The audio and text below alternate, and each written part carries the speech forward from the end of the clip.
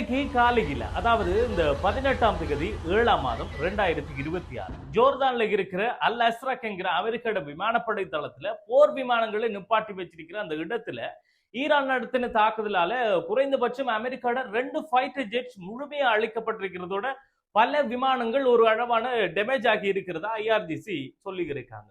அது மட்டும் இல்லாம அமெரிக்காவோட ஆக்கிரமிப்பு படைகளுக்கு ஈரானை தாக்குறதுக்கு தங்களோட நிலப்பரப்பை கொடுத்து உதவி செய்யற பிராந்தியத்துல இருக்கிற எல்லா நாடுகளும் ஈரான்ட ஆக்ரோஷமான தாக்குதலை எதிர்கொள்றதுக்கு தயாரா இருக்கணும் என்கிற ஒரு எச்சரிக்கையையும் கொடுத்திருக்காங்க.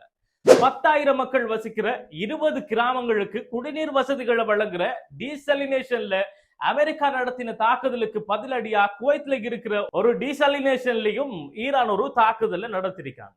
அமெரிக்கா அவங்களோட 7வது நாள் தாக்குதல தான் ஈரான்ல இருக்கிற பல பொதுமக்கள் பயன்படுத்துற இந்த இன்ஃப்ராஸ்ட்ரக்சர்கள்ல தாக்குதலை நடத்தி அதை சேதப்படுத்திருக்காங்க. இதுக்கு பதில் தாக்குதல் நடத்துற வகையில தான் ஈரான் என்ன செஞ்சிருக்காங்கன்னா பஹ்ரைன், குவைத், கட்டார், ஜோர்தான் போன்ற பல நாடுகள்ல அவங்களோட பதிலடியை கொடுத்திருக்காங்க.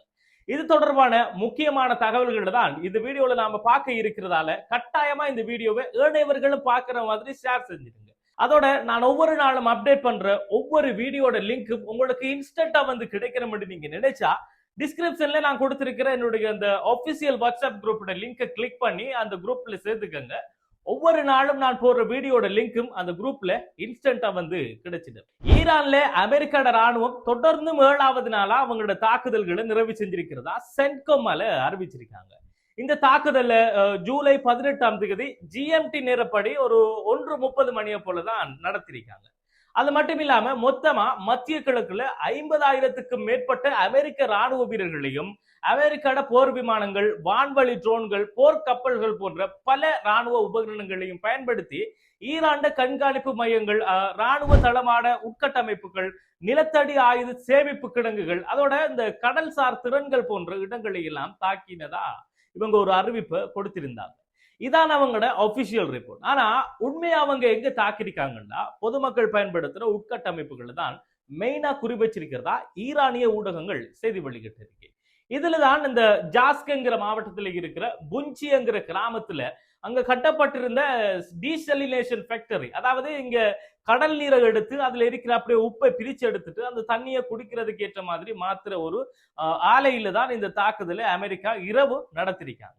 இந்த தாக்குதலால அந்த ஊரை சுற்றி இருக்கிற 10,000 மக்கள் கொண்ட 20 கிராமங்களுக்கு குடிநீரை கொண்டு போய் சேர்க்கிறதுல பாரிய ஒரு சிக்கல் ஏற்பட்டிருக்கு. இந்த இடத்துல மட்டும் இல்ல, அமெரிக்காவோட இலக்குகள் எல்லாமே எப்படி இருக்குன்னா பொதுமக்கள் பயன்படுத்துற ரயில்வே ஸ்டேஷன், சாலைகள், பாலங்கள், பாடசாலைகள், வைத்தியசாலைகள் என்று எல்லாமே அத்தியாவசிய பயன்படுத்துற, அதாவது அத்தியாவசிய தேவைக்கு பயன்படுத்துற உட்கட்டமைப்பு தான் இருக்கு. இப்படியான உட்கட்டமைப்புகளை தாக்குதல் நடத்தி அமெரிக்கா ஈரானை பயமுறுத்தி பிளாக்மெயில் பண்ணி அவங்களை இந்த போர்ல இருந்து பின்வாங்க வைக்கிறதுக்கு தான் இப்படியான நாசக்கார வேலைகளை செய்யறாங்கிறது என்னுடைய ஒரு தனிப்பட்ட கருத்தா இருக்கு. சர்வதேச விதிமுறைப்படி பொதுமக்களுக்கு தேவையான உட்கட்டமைப்பு வசதிகள்ல போர் நடவடிக்கையின் போது தாக்குதலை நடத்துறது மிகப்பெரிய ஒரு போர்க்குற்றம். இந்த போர்க்குற்றத்தை அமெரிக்கா டே 1ல இருந்து செஞ்சுக்கிட்டு தான் வராங்க. ஈரான்ல இருந்து ஐக்கிய நாடுகள் சபைக்கு ஏகப்பட்ட கடிதம் இது சம்பந்தமா அனுப்பப்பட்டது. ஆனா அதுக்கு எந்தவித ஒரு நடவடிக்கையுமே ஐக்கிய நாடுகள் சபையால இதுவரைக்கும் விடுபடலைங்கிறதா மிகவும் கவலைக்குரிய விஷயம். ஆனா எனக்கு ஒரு சந்தேகம் இருக்கு. அது என்னன்னா, ஈரான் ஒவ்வொரு நாளும் ஐக்கிய நாடுகள் சபைக்கு இது சம்பந்தமா எதுக்குத்தான் கடிதம் எழுதுறாங்களோ தெரியா. ஆனா இதுல ஒரு குறிப்பிடத்தக்க விஷயமும் இருக்கு. ஐக்கிய நாடுகள் சபைக்கு கடிதம் மட்டும் இவங்க எழுதல, அமெரிக்காவுக்கு அதுக்குரிய பதிலடியையும் சேர்த்துதான் கொடுத்துக்கிட்டு இருக்காங்க. இந்த முறை நடக்கிற தாக்குதல்ல இந்த குவைத்தும், பஹ்ரைனும், ஜோர்தானும் தான் அதிகமா தாக்குதலுக்கு இலக்காகுது. இது எதுக்காக சொல்லி பார்த்தோம்னா, இந்த குவைத்தும், பஹ்ரைனும், ஜோர்தானும் தான் அமெரிக்காவுக்கு இந்த ஈரானை தாக்குறதுக்கு அதிகமான அவங்களோட இந்த வான்பரப்புகளையும் நிலப்பரப்புகளையும் கொடுத்து அமெரிக்காவுக்கு பெரிய ஒரு உதவியை செய்யறாங்க.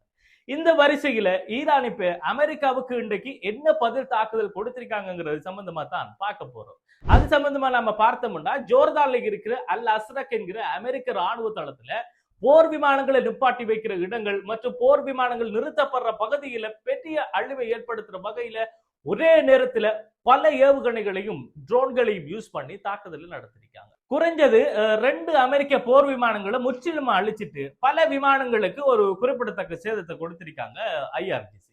அடுத்ததா இந்த குவைத்ல இருக்கிற அரிஃப்ஜான் என்கிற அமெரிக்க தளத்துல அவங்களோட தளவாட மையம் குறிவைக்கப்பட்டிருக்கிறதோட அந்த கேம்புக்கும் பல ஏவுகணை தாக்குதல்களும் நடந்திருக்கு.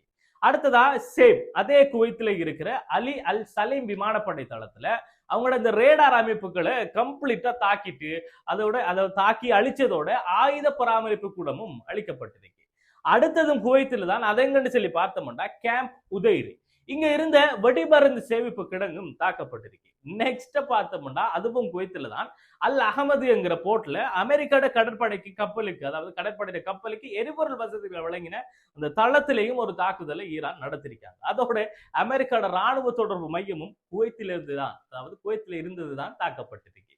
அடுத்ததா பார்த்தோம்னா இந்த பஹ்ரைன்ல இருக்கிற ஷேக் ஈசா விமான தளத்துல அமெரிக்காட போர் விமானங்கள் குவிக்கப்பட்டிருந்த இடத்துல ட்ரோன்களையும் ஏவுகணைகளையும் யூஸ் பண்ணி தாக்குதல் நடத்தினதா ஐஆர்ஜிசி சொல்லியிருக்காங்க. அதோட இந்த பஹ்ரைன்ல இருந்த பெட்டல்கோ என்கிற அமெரிக்காட உளவு தகவல் தரவு மையத்தையும் அழிச்சிட்டதா சொல்லி இருக்காங்க. இதுவரைக்கும் இன்றைய நாள் தாக்குதல்கள் சம்பந்தமா நமக்கு கிடைச்சிருக்கிற அப்டேட் செய்திகள் இவ்வளவு தான். மேலும் இது தொடர்பான புதிய அப்டேட்டுகள் வரக்குள்ள அது எல்லாத்தையுமே தொகுத்தெடுத்து உங்ககிட்ட கொண்டு வந்து சேர்க்கிறதுக்கு நான் தயாராக இருக்கிறதால மறந்துடாம என்னுடைய இந்த ஹசன் கேலரி என்கிற யூடியூப் சேனலை சப்ஸ்கிரைப் பண்ணி வச்சுக்கோங்க. மத்திய கிழக்குல நடக்கிற ஒவ்வொரு புதிய தகவல்களையும் உங்களுடைய கண்ணெதிரில் கொண்டு வந்து சேர்க்கிறதுக்கு நான் கேரண்டி. அதோட இந்த வீடியோ தொடர்பான உங்களுடைய ஆழமான கருத்துக்களை இந்த வீடியோட கமெண்ட் பாக்ஸ்ல தவறாம சொல்லிட்டு இந்த வீடியோ உங்களுக்கு பிடிச்சிருந்தா இதை லைக் பண்ணிட்டு இளைஞர்களும் பார்க்கற மாதிரி இந்த வீடியோவை ஷேர் செஞ்சிருங்க. அடுத்ததா நான் இது போன்ற முக்கியமான தகவல்களை தொகுத்து ஒவ்வொரு வீடியோவா போடக்குள்ள அந்த ஒவ்வொரு வீடியோட லிங்க் உங்களுக்கு இன்ஸ்டன்டா வந்து கிடைக்கணும்னா டிஸ்கிரிப்ஷன்ல நான் கொடுத்திருக்கிற அந்த லிங்க் மூலமா இந்த குரூப்ல மறக்காம சேர்ந்துக்கங்க. ஒவ்வொரு நாளும் ஒவ்வொரு வீடியோட லிங்கை நான் அப்டேட் பண்ணக்குள்ள அது இன்ஸ்டன்டா உங்களுக்கு வந்து கிடைச்சிடுங்கிறது சொல்லிட்டு இந்த வீடியோல இருந்து விடைபெறுவது அப்துல் லத்தீப் ஹசன் நிஸ்வி.